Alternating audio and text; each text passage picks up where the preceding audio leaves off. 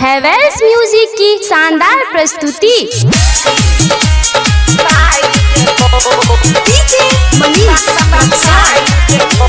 Sangeeta recording studio Hasanpur बाजार।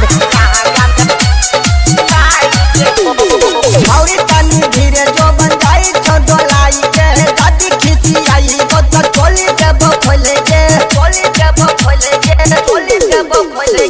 छोरी तानी धीरे चले जोवन झोलाई के दादी खिसी आई वो तो टोली देबो खोले के एना ने बोला छौरी हमारा तू बोली, एना ने बोला छौरी हमारा तू बोली।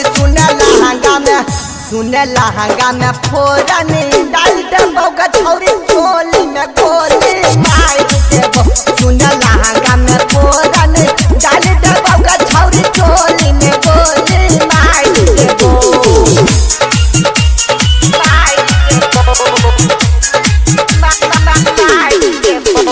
संगीता रिकॉर्डिंग स्टूडियो हसनपुर बाजार।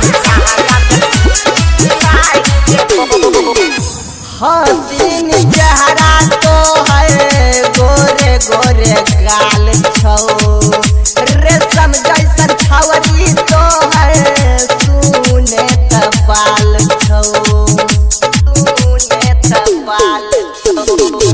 गोरे गोरे गाल तो है हिरनी जैसन चाल छौ, रेशम जैसन छावरी तो है देखेन बाल छौ,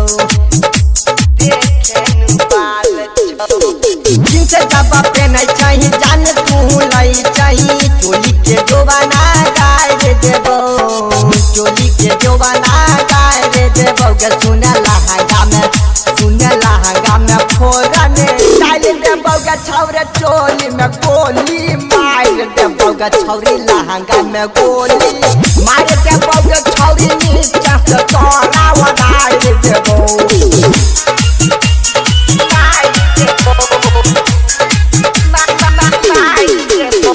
संगीता रिकॉर्डिंग स्टूडियो हसनपुर बाजार।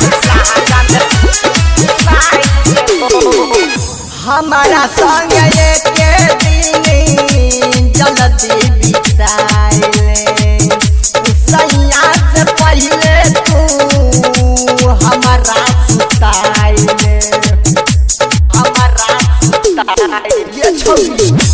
हमारा के संगे तू राते बिताइले, सैया से पहले तू हमारा सुताइले।